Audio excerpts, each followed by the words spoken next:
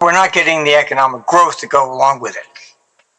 In addition, I think what everybody's ignoring is that there are two economies in the world that are actually shrinking in size. That is Japan and Germany. I think largely that's, I just had somebody there in meetings at the EU, and they confirmed that Germany is the one that's really pushing very heavily for war. And they need a distraction from their economic decline. The same way as Macron in Canada was running against Trump and ignoring all the domestic issues. So that's what they do. They always pick something, an external force. It's them, it's not me. Yeah, what about you, Alex? How do you see it? Well, I have to say I largely agree with everything that Martin said. I've been kind of predicting myself for a couple of years now that the Western world goes into a crisis of stagflation, and that a number of countries, let's say maybe most of them with the exception of the US, will experience an accelerating period of inflation, which might even rise up to hyperinflationary levels. So I think that we are on our way to that outcome. The problem is, how do you predict it? When does it start? We already had one leg of inflation, 2021, 2022. Inflations go in cycles. You know, it goes up, then it falls off for a few years, then it does another. Usually it's 3 cycles and spans 10 to 15 years. We've seen one cycle, and I think we go into the next one. It'll be particularly painful for Britain, Japan, and the EU. Yeah, Martin, your economic confidence model has predicted major turning points with accuracy. What's the next major pivot point you see, and how do you expect governments or central banks to mishandle it? Well, the big problem with the central banks, and I do talk to a number of them, I mean, it's that they have no tools left. All they had was Keynesian economics. And when you raise interest rates to fight inflation, it made sense in the 1930s when we had a balanced budget federally. All right, so the interest rate hike would affect the people directly. But today, the central banks, and all of them, they have no means to control anything. They raise interest rates, and the governments are the biggest borrowers. So the interest expenditures blow out. So this is the real problem. And, you know, like Alex was saying, when does it happen? Generally, what I saw in the 87 crash was that you had the Plaza Accord, okay, 1985. Then in February 87, you had the Louvre Accord. So all the central banks got together and said, okay, that's enough. The dollar's gone down far enough.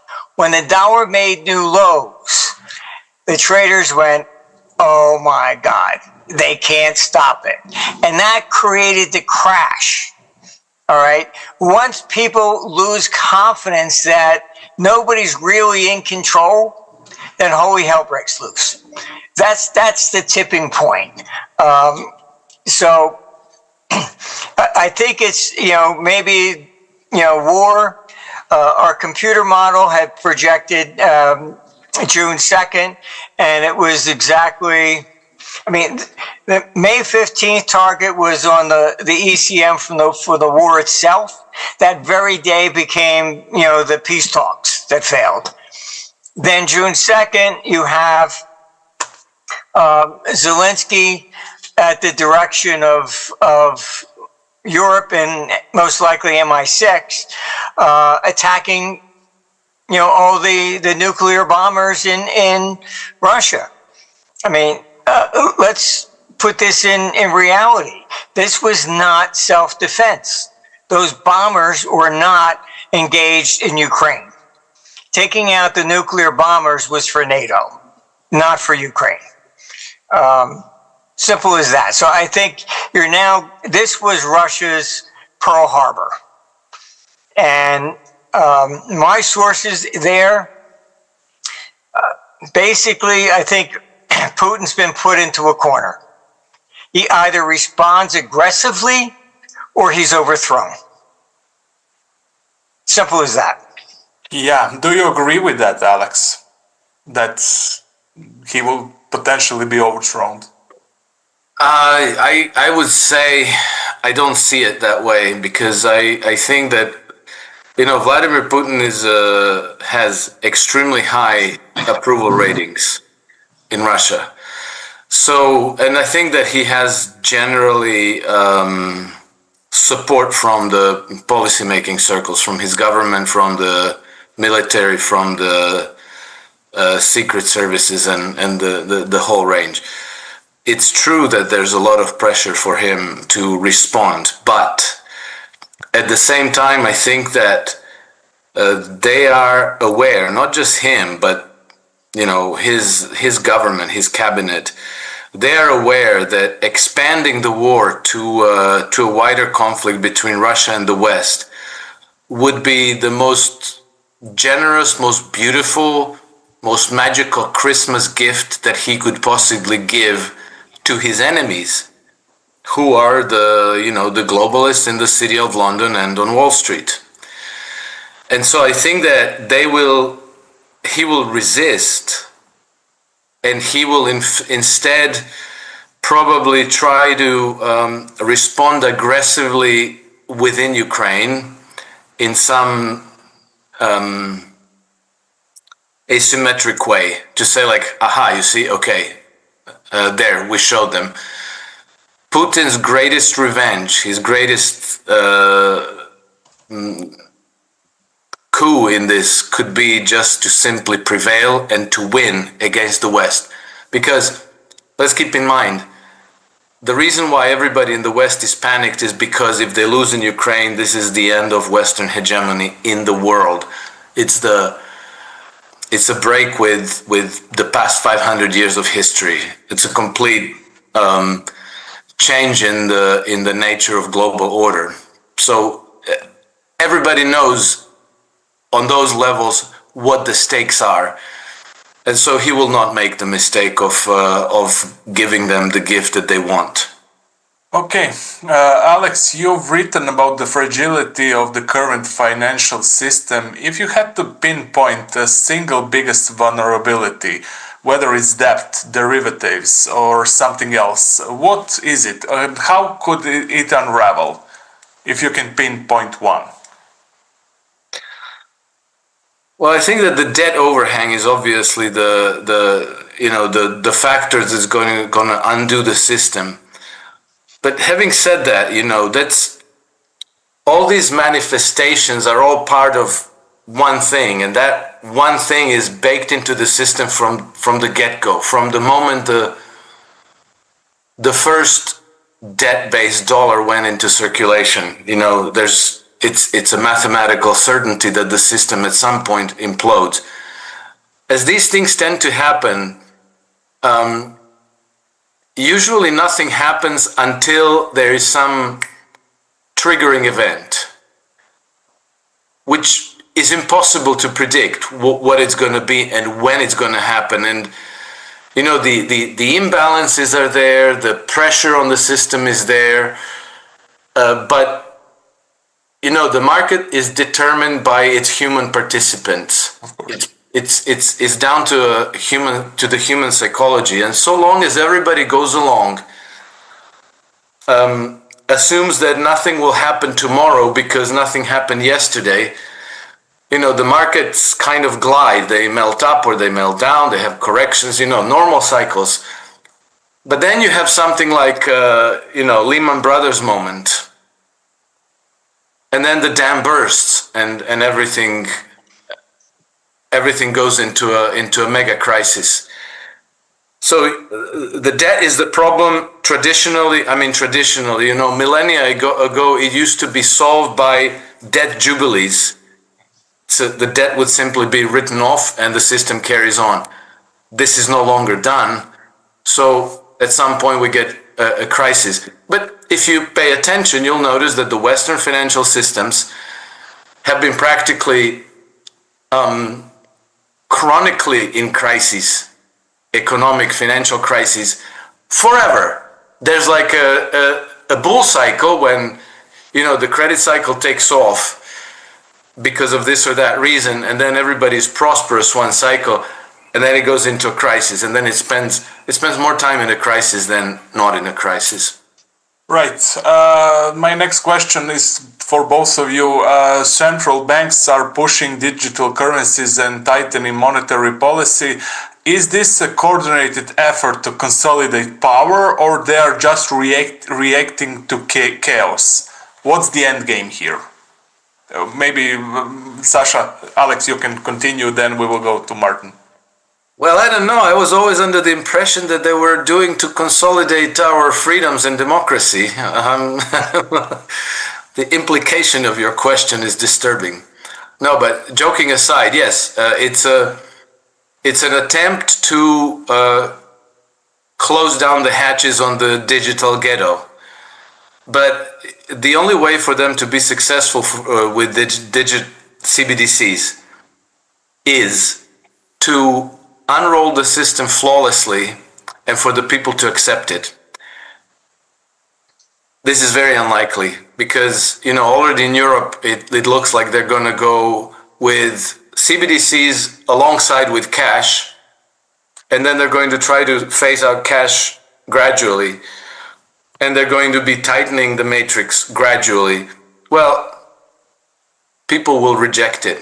When people reject the currency, they go to the black markets. We are already on the verge of civil wars in Europe.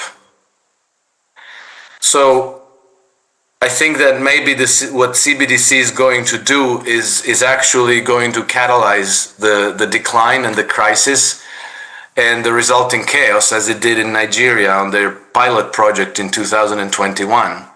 But there's no predicting. We'll have to find out when it happens. Yeah, of course. Martin, same question. Is this a consolidation of power? They are just reacting to chaos, and what's the end game? Yes. I mean, look, you just had Spain limit the amount of cash you could even take out of an account. It's a war on cash. All right. And if you just look at every one of these wars, I mean, World War I, they shut down all the stock markets. All right. So the CBDCs, they are trying to push in Europe, mainly as a capital control. Typically, what you'll see is some sort of event that they may even create to justify, we now have to eliminate the cash for terrorists or this or that, whatever concoction they come up with. But their main objective is when war starts, and look, I think that they will. I agree with Alex that Putin is the smartest man in the room, and I don't see him taking the bait and attacking NATO. What I mean by him getting more aggressive would be against Ukraine. Mm-hmm. What I am concerned about is that there are neocons behind him as well, and the criticism that they put out behind the curtain is that he should have went into Ukraine like we did into Iraq and would have been all over with in 6 weeks. And that the fact that he only tried to protect the Donbass has allowed this thing to escalate endlessly. my computer's warning about basically November. So, and you had Zelensky try to assassinate him. I can't believe they're that stupid. But they sell it as like, oh, you eliminate Putin, you eliminate the war. No, you eliminate Putin and you're going to get a real war. He's at least he's probably the most intelligent leader on the game board at this stage. But the CBDCs are definitely for capital controls. And we had a lot of institutions, and I told them get their gold out of Europe, because once that first bullet does go, you're not getting anything out. That's what they do in history, period. The Germans were using, antique coins and stamps and whatever because you couldn't get money out. So that's why a lot of the European collectibles ended up in the United States, during World War II. So that's what you're basically looking at. But I would say the CBDCs are definitely coming for capital control. Mm-hmm. Okay. Alex, as we agreed, there is a growing talk of a multipolar world order with BRICS challenging Western dominance. In this genuine shift, or is this a genuine shift, or is it a distraction from a deeper, more centralized power structure? Who is really pulling the strings here? No, the BRICS is a real alternative to the ruling establishment in the Western world, which is basically on the axis of London, Paris, Wall Street, basically. The BRICS are trying to engineer a new architecture, a new system of trade, new currency of trade settlement, new way for countries to interact with one another. It shouldn't be too terribly difficult, and it shouldn't be too terribly controversial, because the system that we have had in the West for the last several centuries emanates from a very, very narrow set of vested interests, which is basically the banking cartel, and this system of vested interest has basically contaminated all social relationships in society in general. It's the poison that affects absolutely everything. And so we've seen a rise of colonialism, imperialism. We've depopulated massive parts of the world, some of them 90%, some of them 100%. It's a system that doesn't make a lot of sense. It's keeping us permanently at war, permanently in crises. It doesn't have to be that way. Humanity is a massively productive species, let's call it that way. We should be living very, very comfortable, very abundant lives. The fact that most people struggle, that they can't make ends meet, is just an absurdity. So I think that there's a growing awareness that this system needs to be transcended. And so you see the process of decolonization gaining momentum. And for the first time in 500 years, there's alternative. Because up until now, the primacy of the West was practically unchallenged. So the change is real. Yeah. Martin, you have been vocal about the decline of Western dominance, and you mentioned over here as well. What's the most dangerous consequence of this shift that people aren't talking about? Well, what our computer does show is that China will emerge as the financial capital of the world after 2032.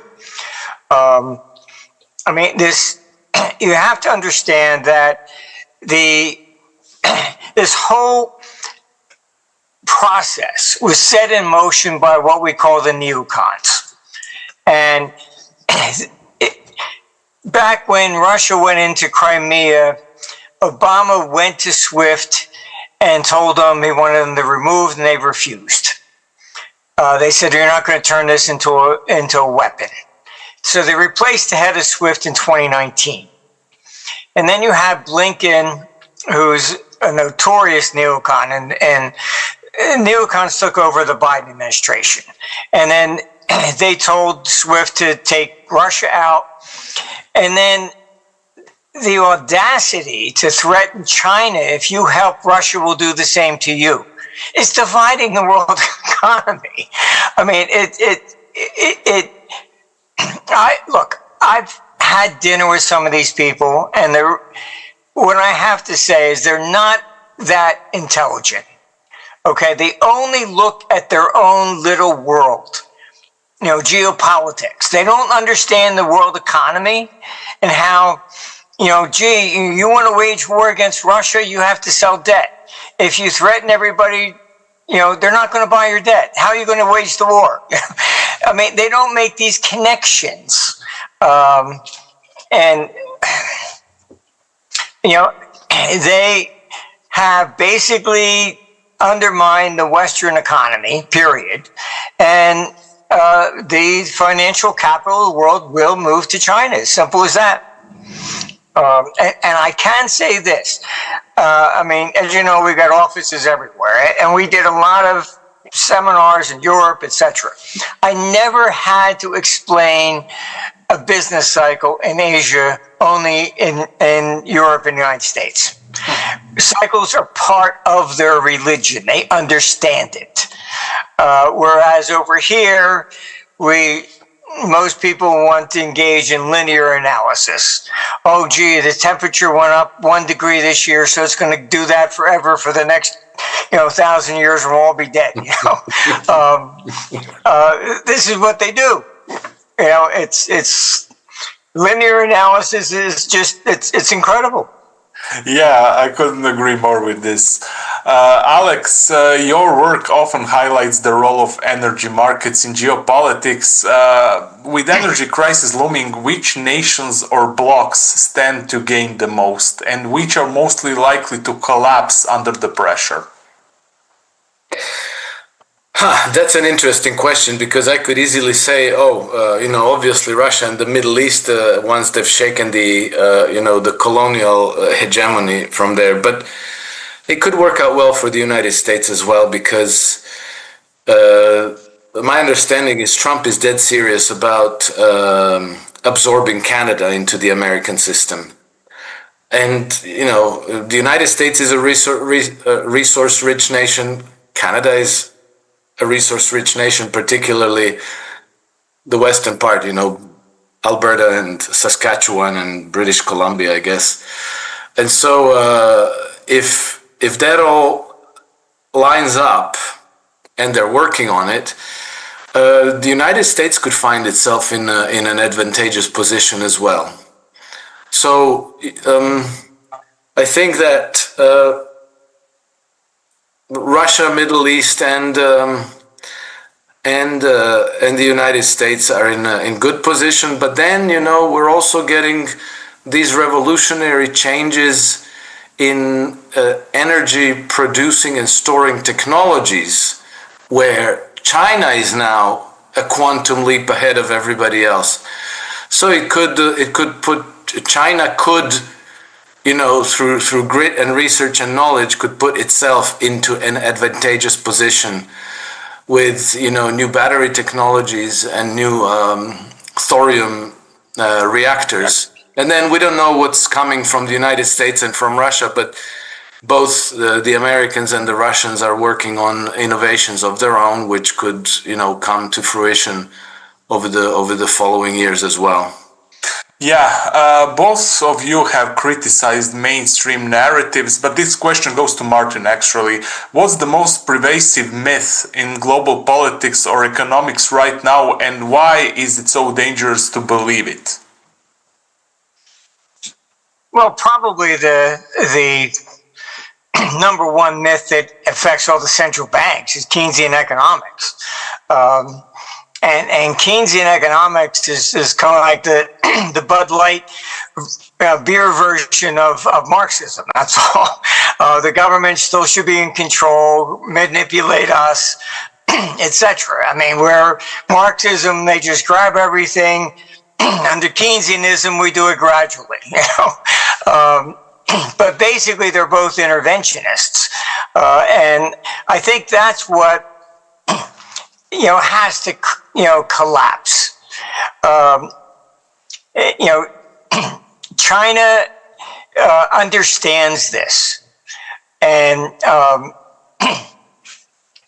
mean, even in '97 when it was the Asian currency crisis, and I was actually asked to come to China by the central bank. I went because I thought I would at least get to see the Great Wall. I thought I'd have to meet some other bureaucrats again or whatever. And I was really surprised that then I understood why they called me instead of an academic from Harvard. They had sent these guys out and they worked on the dealing desk of London, Tokyo, and New York. And then they went back to run the bank. And they understood cycles. I mean, it was fascinating. So that when I got back, the Fed called me and the U.S. Treasury, oh, gee, well, how was it like? You were the first one. And I just stuck the knife in their back and I turned it. I said, they only hire people with experience. But look, I think that is the big problem, because when the world wakes up, that the central banks can no longer control it. All right, that's that February moment that I was talking about in 1987, and the world goes, "Oh shit," and that's when things will happen. When you no longer trust the government, you don't believe them, and then things change. Yeah. Martin, your Socrates platform uses AI to predict market trends. How close are we to the government's corporations using similar tools to manipulate markets or populations at an unprecedented scale? I don't think they can manipulate markets. You can basically, increase the volatility. Yes. You cannot change a bull market into a bear market. And, I've been watching this for like over 50 years. It's just impossible. When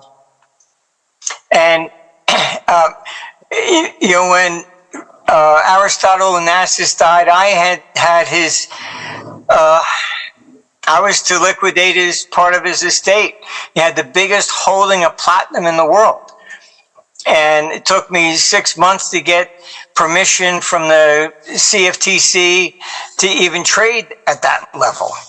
And when I picked up the phone, everybody in the industry knew what I had.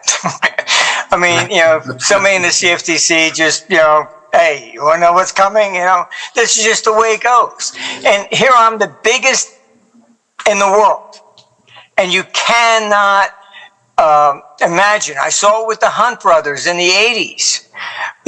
When you're the biggest and you try to sell even, 10 ounces, they all jump in front of you because they think, oh shit, it's all coming. So I don't see this manipulation that people talk about. Oh, all these people outnumber this. It just doesn't happen that way. It's when I got called into the '87 Brady Commission. They had some professor there from Harvard or whatever it was, and I said, basically he said that we're going to investigate to find out who shorted this market to push it down. And I just said, you realize that every investigation since 1907 has started with those words and nobody's ever been found. And I said, don't you understand what makes markets go down? And I teach finance at, I said, very nice. I have over $3 trillion, 50% of the equivalent of U.S. national debt under contract. I think I know how money moves. All right. And I explained that, look, the vast majority are long. Something happens, whatever news you want to talk about. Sure. And they go, oh my God, and they try to sell. And if you've never traded, you pick up the phone and you call the broker, and what does he say? No bid. Then you get it going down 1,000 points because there's nobody there.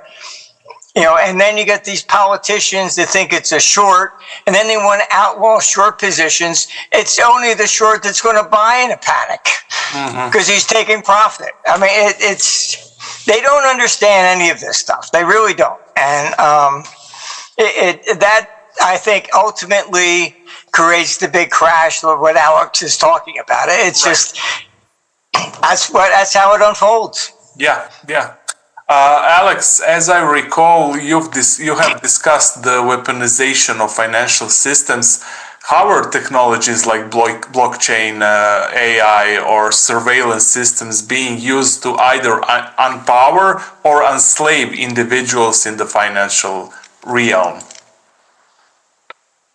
Well, I think that the blockchain technology should help empower and emancipate people at the individual level. It should basically extend our scope of trading and entrepreneurship. Rather than having a shop on the street and serving the community of people that walks by there every day, you can now ship your stuff everywhere around the world. This should be the promise of the blockchain technologies, but it can be achieved even with the well-engineered digital currencies.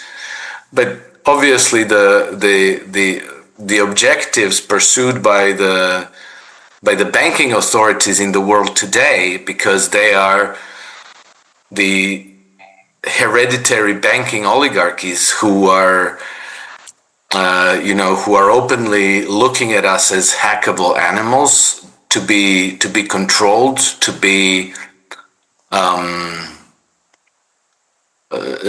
disciplined, put to work, and then eliminated when we've outlived our usefulness. They will try to use that technology for control. They're not the first generation who had this idea. Maybe they have slightly better technologies today, but let's not forget that communist regimes of the past had very, very high degree of control over their population. It just isn't meant to be. Human being is not a termite. It's not an ant, a worker bee. Human being inherently wants freedom, and that never dies, which is why they're fantasizing now about chipping us and implanting chips in our brains and all these things. I don't think it's going to work, so they're just going to fail again. Unfortunately, it's going to be difficult for everybody. And then I think that the solutions are going to come from the East. Because, our authorities in the West, they will not give up, which means that they will go to total destruction before they yield any degree of their control and privilege in the world. So when everything breaks apart, we're just going to adopt Chinese and Russian and who knows from where else solutions. And probably that's going to be better than what we have today. Yeah. Question for you both. If you were to warn the average person about one economic or geopolitical event to prepare for the next 2 or 5 years, what would it be, and what practical steps should they take now, today? I can go, since I do happen to have an opinion about this. Well, you have to get used to the idea that your money is going to become worthless. So whatever you think you have in savings is going to evaporate. To prepare, You want to own a little bit of gold, a little bit of silver, at least, because these crises come and go. So you have to count on a period of time in which it's going to be very rough. So have enough gold and silver to cover maybe 6 months to a year of your expenses. Have food reserve. And most importantly, of all other things, make sure you know your neighbors. Make sure you know who knows how to fix cars, who knows how to fix computers, who knows how to fix teeth, roofs, who has chickens and eggs, and who grows vegetables and so forth. Because by far the most important degree of resilience through crisis you get from your local community. That's your safety net. That's your support network. That's basically that. And don't imagine, okay, stocks, real estate, not a good hedge against inflation. Good points. Martin, same question for you. Average person, one economic or geopolitical event to prepare for the next 2 to 5 years, and what practical steps should they take? Well, I mean, this whole issue of war is simply that they are losing power and they know it. Okay, so, and I just went over this with Congress just actually yesterday. They always need an external enemy. So Europe is picking on Putin. When you look at the Canadian election, Carney was running against Trump, not domestic issues. So this is really what you need to understand. And I agree with Alex that, the governments are not going to relinquish, power voluntarily. They're just not. And so, the only thing you have to be mindful of is that, you can have gold and silver. You're not going to be able to travel with it. There was just a woman from Canada trying to get into San Francisco, and she had $60,000 worth of gold, and they confiscated it. Just be mindful, what is it you're actually trying to do? If you want to leave the area, then I would suggest getting assets out ahead of time. And look, 100 years ago, you could hop on a plane with gold. You can't do that today. They're going, oh, really? What do you got?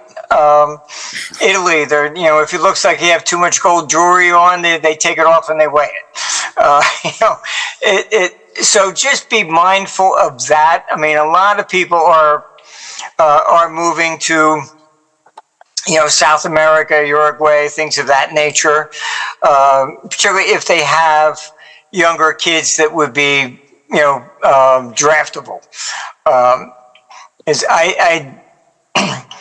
I had one good source that attended the Vienna Peace Conference a couple months ago, and called me and he said, this is no longer a peace conference. All they're talking about is war and instituting drafts. That's what's coming. If they don't do this, all right, you're going to have this, like we've been talking about, and Alex has been talking about, the debt bubble bursts when you cannot sell the new debt to buy, to pay off the old. That's when it comes. All right. And they know that. All right. So what you're worried about here is that, this is why they need war. They're just not going to relinquish that power. I've provided a solution at the videos on YouTube, how to get out of this, but they won't do that, because it requires them giving up some power. And I agree with Alex. They're just going to go to the very end game. And unfortunately, that's what this war stuff is all about. Yeah, gents, let's wrap it up with this. I want to thank you for coming to my show. It was a great chat. I didn't expect anything less. Then thank you very much for joining me. And just final note, how can, Martin, how can people reach out to you and see your work? Same question for Alex. Martin, you start. Go to armstrongeconomics.com. It's an open site. You don't have to put in any emails or anything like that. We try to keep it open source for everybody in the world. Excellent. Alex, how can people reach out to you? I have two publications on Substack. One is for investors and traders called iSystem Trend Following. And I have a personal Substack called Alex Craner Substack. And I'm also active on X. My handle is @NakedHedgy. Gents, thank you very much. Thank you. Take care. Thank you.